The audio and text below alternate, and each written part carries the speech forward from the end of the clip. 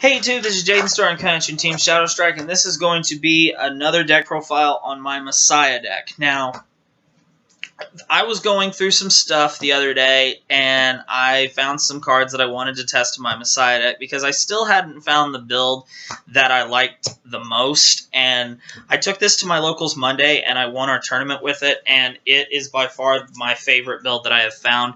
It plays another archetype that's from Link Joker that I didn't think I would ever be using, and it works in this deck, guys. I'll admit I'll get more onto that and my choices once we get into the deck. So for the starting Vanguard, I'm playing Neon Messiah. I switched to this because I want to always have the option to stride in this deck. Period. I want to be able to stride.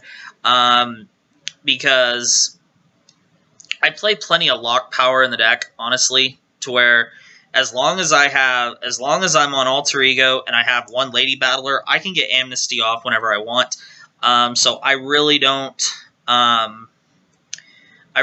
need Spawn and Nebula, but she is a good card. I mean, I even considered using this as my starter and playing one Spawn and Nebula, maybe.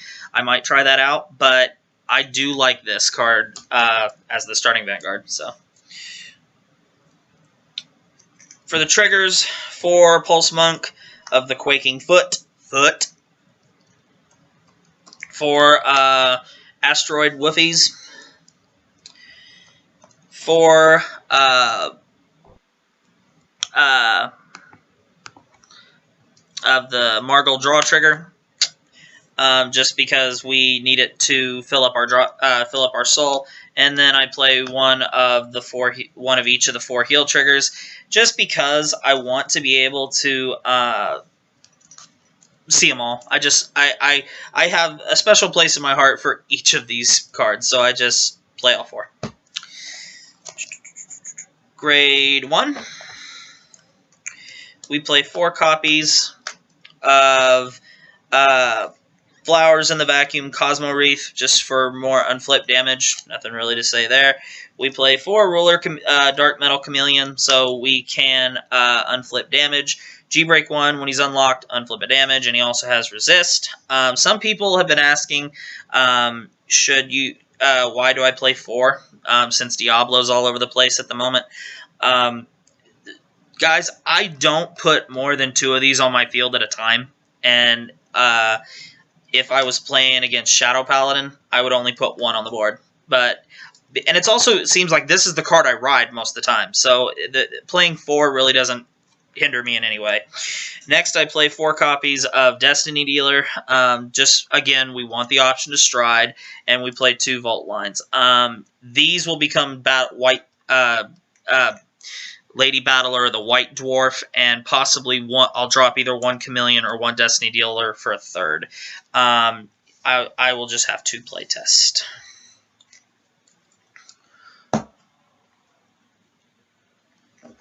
Grade 2s, we play 4 copies of Lady Battler of the Gravity Well. G-Break 1, you may lock one of your own units and she gains 4k and becomes a 13k attacker. I think you should play 4 of her, not because you need 4 of her, but because that way you see her as quick as possible. That's my thought behind it. 3 Awakening Messiah. G-Break 1, whenever this unit is unlocked, you may stand a unit and give it plus 2k power. And I just love being able to combo these 2 together. So anyway, for the next grade 2, here comes the new archetype that I never thought I'd be playing. We play, actually, well, first I'll do this. We play 2 Greedy Deleter Jail. I actually considered putting this in my Messiah deck beforehand, just because he is a damage unflipper, and just because even though we have the Perfect Guard and we have Chameleon, I just want to have as much unflipping power as possible. But you can replace these 2 with Duskblade if you want. I just have found great success with him. And then we also play 2 copies of Juxtapost Deleter Gale. So that kind of gives away maybe something else in the deck. But his ability is whenever he's placed on the rear guard, if your opponent's Vanguard is deleted, you may lock 1 unit. So So for the grade 3s, obviously I'll get to obviously the obvious one. We play 4 copies of Juxtapost Deleter Zale. I absolutely love this card, guys. Not because I like deleters. I still don't think deleters can be good on their own. I mean, they're okay for fun, but honestly, this makes sense to me in a Messiah deck, and it's because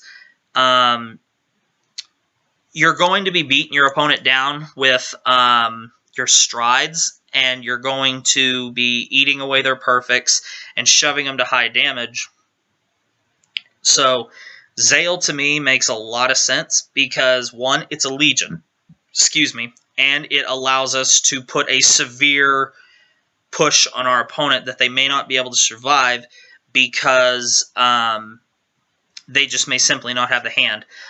So Zale's ability, obviously, he Legions with Gale. Whenever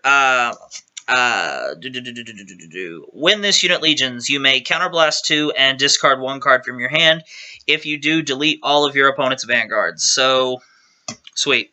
And then also, whenever he attacks a vanguard, he gains +2. So he swings for 22 when they're in Legion by themselves, and he swings for 13 by himself. But obviously, he's gonna have a booster. So then for the other grade 3, we play 4 copies of Alter Ego Messiah. The first unit that we want to ride into, period. Generation Break 2, whenever a unit is unlocked, you may Soul Blast 1 and draw a card. And then whenever you stride onto him, you may Counterblast 1 and lock 1 unit on both sides of the playing field. You might be asking why play 4 Zale. It's because I plan to go to Zale every game, because I like being able to use my Alter Egos to push, and then go into Zale and ruin their day. So I've been calling this deck Chaos Messiah because you're playing the light side of Link Joker and you're playing the darkest side of Link Joker. So Chaos Messiah.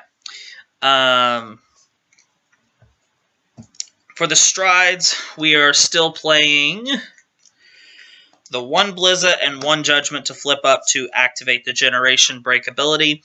We are still playing the 2 copies of Nebula Crunch, not that I could play 4, because this is all I have, because for whatever reason, I cannot pull this card. I'm going to be ordering 2 more eventually down the road, because, guys, I like playing for Amnesty. I just do, because even if your opponent is holding on to a perfect when you use him, eventually they're going to run out of perfect guards. So I just love playing for Amnesty.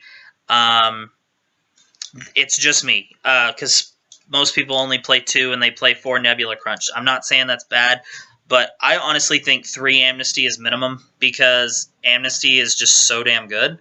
But it's up to you guys. It's literally up to you. Play what makes you comfortable and don't let anyone persuade you any other way. So anyway, guys, that is the Messiah deck that I've been messing around with. And like I said, I call it Chaos Messiah because I never thought that I would like these 2 archetypes together. I never did. But it works, guys. It works. It works. I really enjoy playing this. It's a lot of fun. It's a nightmare for your opponent to have to deal with Amnesty, maybe a Nebula Crunch, and they think they have a shot, and then all of a sudden you go into Zale and just delete their Vanguard and ruin their day. So anyway, guys, let me know what you think in the comment section below. Do you like this build? What do you like about it? What other builds, what other things do you think would work with Alter Ego?